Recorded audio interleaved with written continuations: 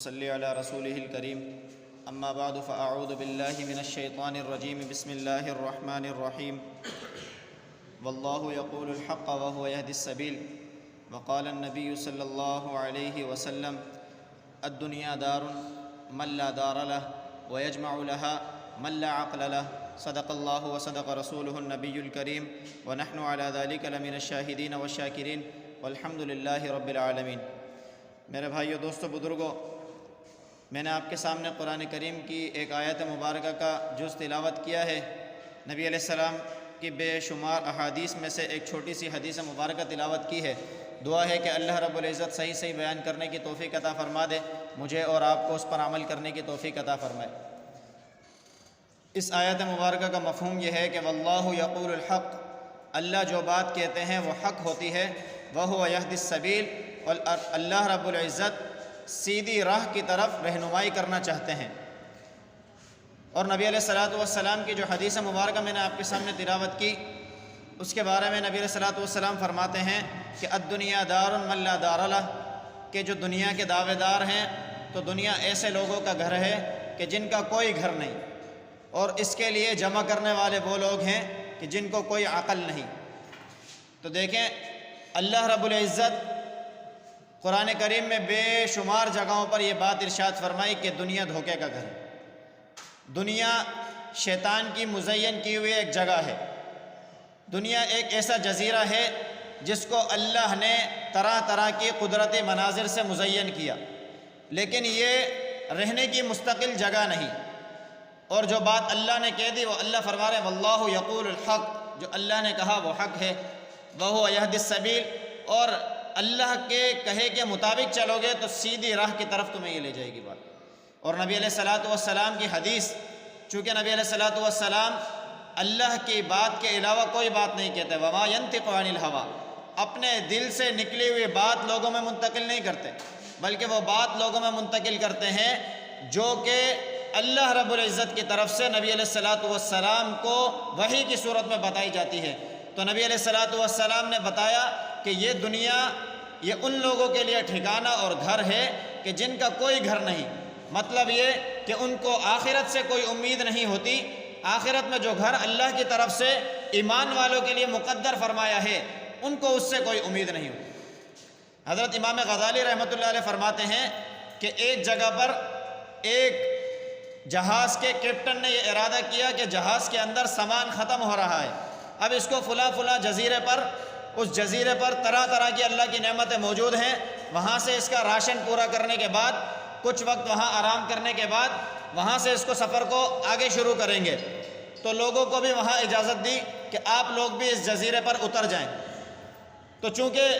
لوگوں کو اس جزیرے کے اوپر قدرتی مناظر بہت شاندار اور حسین لگ رہے تھے،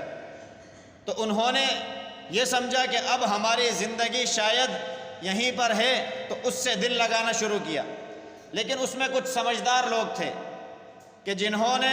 اس بات کی طرف اپنے ذہن کو رکھا کہ یہاں پر ہم صرف وقتی ضرورت پورا کرنے کے لیے رکے ہیں۔ جیسے ہی جہاز کے چلنے کا ٹائم ہوا، انہوں نے اچھی جگہ جا کر ٹھکانے اپنے پکڑ لیے۔ کچھ لوگ جو لگے ہوئے تھے اسی جزیرے کے اندر، ان میں سے بھی کچھ کو خیال آیا کہ بھائی اب نکلنے کا وقت آ گیا ہے، جہاز کی طرف چلتے ہیں تاکہ اپنی منزل مقصود پر پہنچ جائیں۔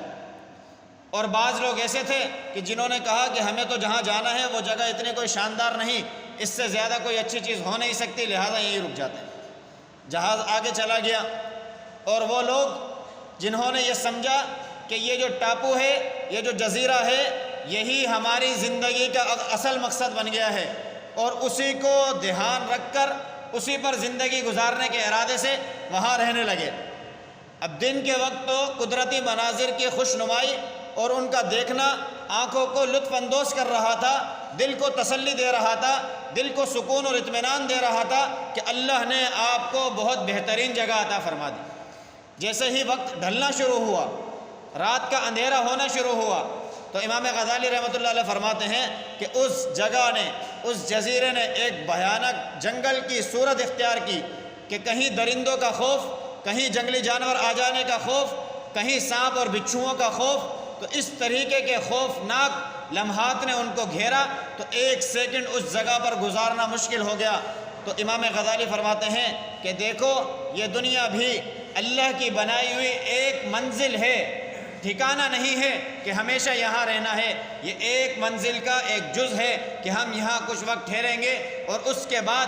آخرت کا سامان اکٹھا کر لینے کے بعد یہاں سے ہم نے آگے نکل جانا ہے۔ اب جن لوگوں کو سمجھ ہے وہ ابتدا سے ہی اللہ کے کلام کے اوپر متوجہ رہے، اللہ کے کلام کے مطابق عمل کرتے رہے اور اللہ کے کلام کے مطابق انہوں نے اپنے ٹھکانے اچھی جگہوں پر بنا لیے، ان لوگوں کی طرح جنہوں نے اس کیپٹن کی بات کو سمجھتے ہوئے اپنے ٹھکانے اچھی جگہ بنائے۔ دوسرے نمبر پر وہ لوگ جنہوں نے کچھ دیر خیال آنے کے بعد اس کیپٹن کی بات کی طرف توجہ کی اور جہاز کی طرف چلے گئے۔ دوسرے طبقے کے وہ لوگ ہیں کہ جنہوں نے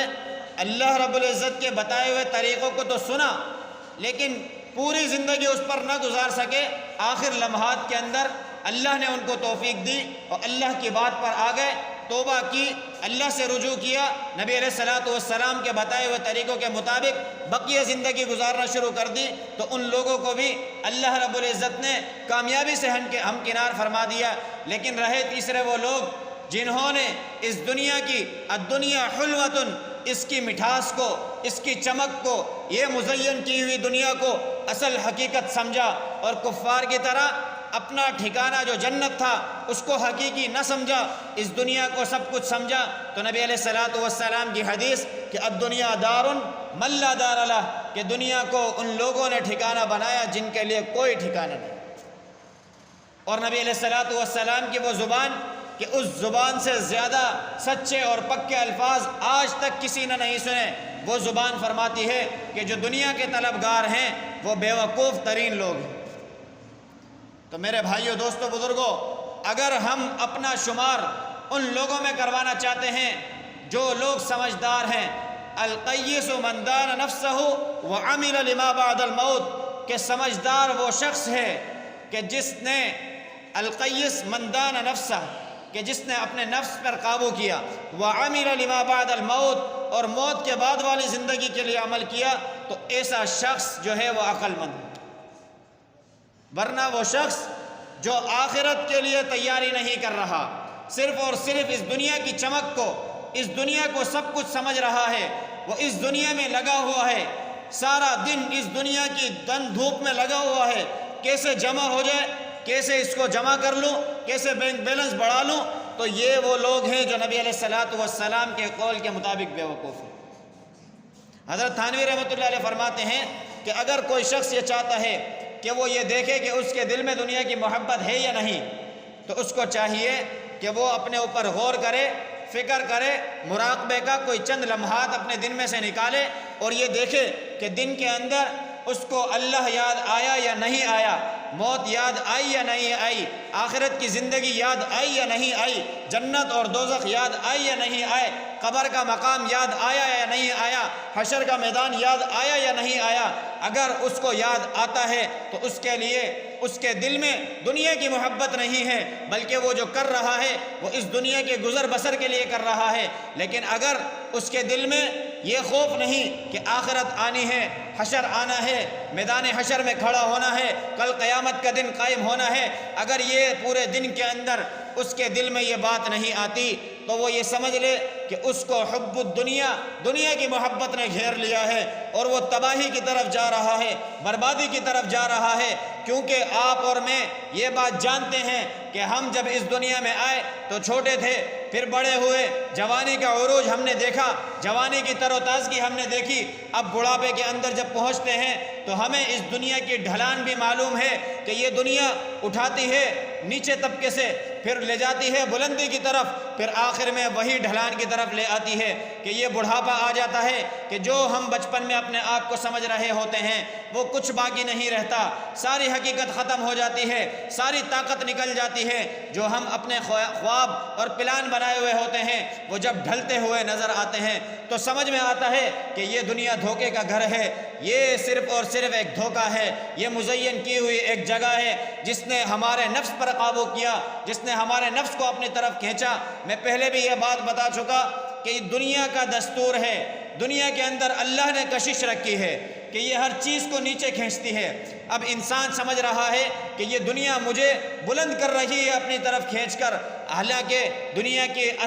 دنیا کی بنیاد میں یہ چیز شامل ہے، جو اس سے لگے گا وہ پستی کی طرف چلا جائے گا، وہ دنیا کے گھڑوں میں دھنستا چلا جائے گا۔ اور جو شخص اللہ کے کلام کے ساتھ، اللہ کے دین کے ساتھ اس کے ساتھ جڑ گیا تو اس کو وہ رسی کھینچتی چلی جائے گی۔ وَاعْتَصِمُوا بِحَبْلِ اللَّهِ، اللہ رب العزت نے کیا فرمایا کہ اللہ کے دین کی رسی کو مضبوطی سے تھام لو، کہ اس رسی کے ساتھ آپ جڑے ہوئے ہوگے، اس کو آپ نے پکڑا ہوا ہوگا، اپنے ہاتھ سے باندھا ہوا ہوگا، تو دنیا میں لگنے کے بعد بھی وہ دین کی رسی آپ کو کامیابی کی طرف کھینچ کر لے جائے گی، آپ کی کامیابی مقدر بن جائے گی۔ جو اللہ نے فیصلہ فرمایا کہ جنت ہمارا مقدر بن جائے گی، جنت میں ہمارا ٹھکانہ بن جائے گا، اور اس کے ساتھ ساتھ دنیا میں بھی اللہ کامیابی والی زندگی عطا فرما دیں گے، کیونکہ نبی علیہ السلام کے طریقے کے مطابق دنیا کو ہم نے بوقت ضرورت حاصل کیا، اور ضرورت پوری کرنے کے بعد ہم نے اس کو دنیا کے بجائے آخرت کمانے کے لیے لگایا